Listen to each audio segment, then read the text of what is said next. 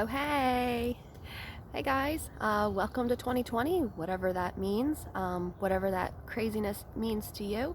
Down here on Homestead Ave, we are doing some of our own crazies. We have a lot to do today. We have a huge to-do list. I've got only until about the afternoon to do everything I need to do outside. I wanted to share with you guys our first garden tour of the season, show you guys the growth that we've seen over the past few weeks, and I'm hoping that this could be a means of chronicling all of our future growth that's to come. So I thought I'd bring you along with that, but I also have a lot of harvesting to do. We've got peas, I've got a lot of strawberries, we have some clover that I want to dehydrate, some roses, so and some herbs. So you're going to see all that too. And then last but not least, I definitely want to plant and transplant some things. So we're going to get started. We're going to see what we could do. It is almost 8 o'clock in the morning, but it's going to be 91 today, so I need to beat the heat. And we're also getting thunderstorms later today, so it's a race against the clock for sure. And that's just what I need to do within the confines of my garden. There's still so much more I got to do in the house and in the kitchen with all the things that I picked today, but I wanted to show you guys today what our garden looks like, so come along. I have with me my handy dandy basket, some scissors, and some Fiskars pruning shears. And then I've also got my coffee. Yay, coffee. So let's get started.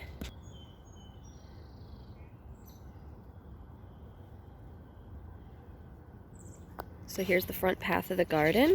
I actually always neglect this because I walk past it, but here, I want to show you guys. This is my herb garden. Some irises, don't mind those in the front. This is our giant lavender. Next to it is the tiny rosemary, and then we've got mint over there in the corner. I've got a basil plant down there. We've got lemon balm, more basil over here. And I'm going to be adding some lovage, which gets pretty tall, so it's going to be in the back. It could get like 6 feet tall. And then I'm also going to add some chamomile, so we got that to go for today. Anyway, back here, so these are all of our starts. This is everything that I need to transplant for the most part. It's a lot of stuff. Things need to go in the ground, things need to go in cups. So I got to do that before the storm comes, so that way they can get the benefit of all the rain and all the nitrogen that draws out of the soil during a storm. This is actually going to be my first strawberry of the day, because we have some, these also have to get transplanted. Here's one strawberry. A little cat-faced. It's okay. And I need to transplant those before they die. That's very important. Those are crab apples, and I'm going to need those in order for our one apple tree to cross-pollinate. So they're very vital right now. Anyway, back to here. So let's go through the tunnel first. I've got peas. These are the English peas, so those ones will be pea pods. We're going to let those go to pea pod. And then these are snap peas, so I'm going to pick these right now, as a matter of fact. Here's a little borage. Love it. So I'm going to start picking.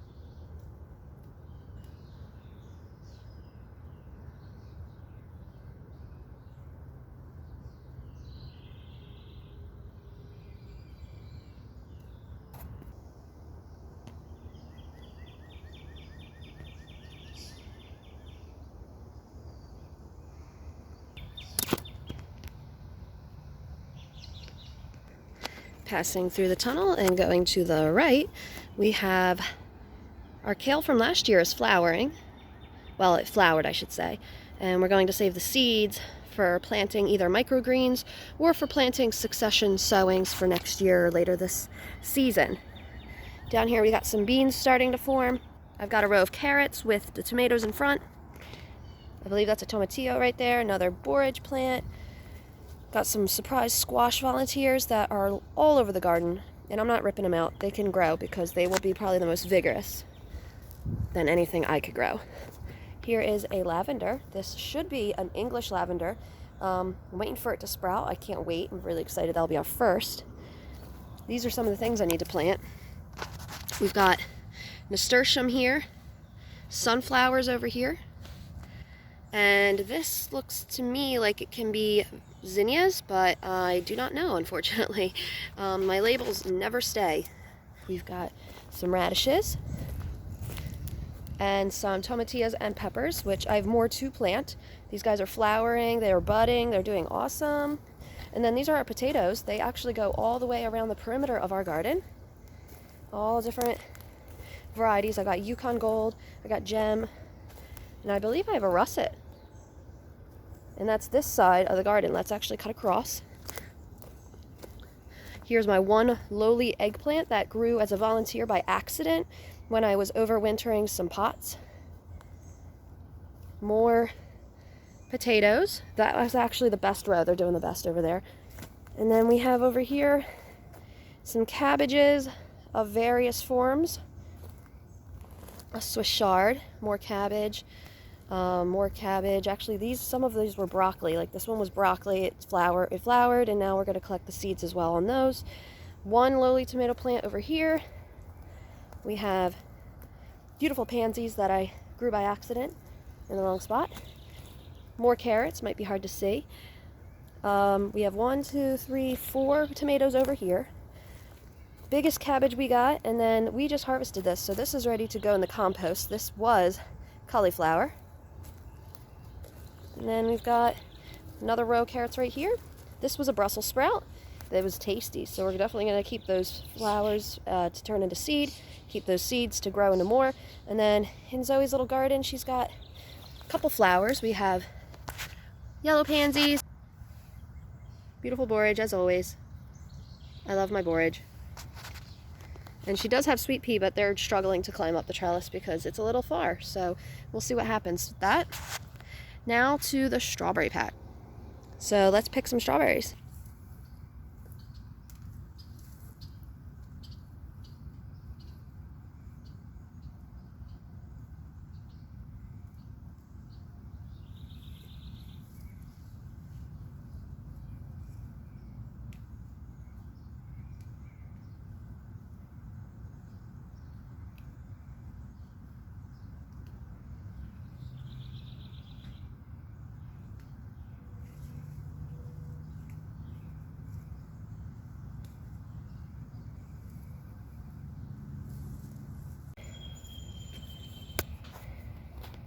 Good morning, my sidekick. Good morning. What are we going to do today?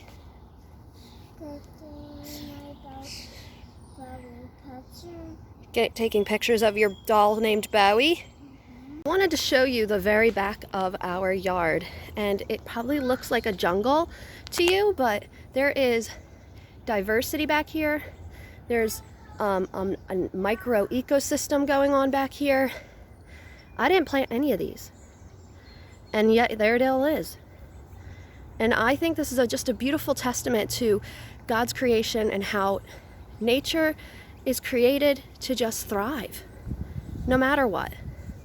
So I left all this back here because I got lucky and managed to get some forageables back here. So you see those white flowers in the back?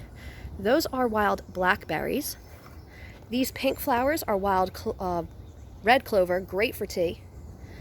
We've got spiderwort, which is beautiful in a vase. I've got honeysuckle back there, which if I wanted to, I could do something with that. These beautiful yellow flowers, which I like to also take inside and put in a vase. But then last but not least, you guys got to see this. You see this? This is a wild grape. And look, it's producing fruit. And I know this is a wild grape because it has these tendrils, forked tendrils. So these are grape leaves, which is great to use in a lot of stuff. I have grapes that will be harvestable in September, and I've always wanted grapes on our yard, and God just gave it to us. So praise God for that. So I didn't think I would need the whole basket, but it turned out I was completely wrong. Here's some yellow flowers for the vase. We have some wild oregano. I have some mint. We have clover, which I'm going to dehydrate and put in tea later when it gets colder outside. We have roses. I'm going to make a rose petal water that I'm going to infuse into a vanilla cake. This is pansies that I'm going to, you could do a lot with pansies. What I will do is probably dehydrate them and save them for later use. Either put them in an infusion with oil, or I might put them in shampoo to really make your skin and your scalp soft. We've got our peas, which is all the way under there. We've got our strawberries.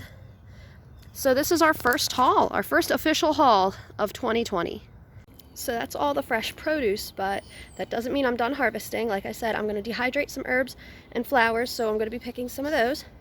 But I wanted to show you something brand new this year in the garden. It's actually not in the garden, it's in the front yard. So I have a garden out front. Call me crazy, call me whatever you want. This is just to prove to you that you don't have to have a backyard to grow a garden. We've got, this is just completed yesterday. I've got potatoes in the front. We got kale all around, some lettuces, some Swiss chards, some beets. In the middle, I've got edamame, which is soybean. We've got a pretty lilac bush, which I just got this year. Hopefully next year we'll get some pretty flowers. We've got some volunteer pumpkin plants. And yeah, that's everything in this garden. And didn't take much to grow it. Just a small portion of our front yard. And we'll get extra food, a bonus.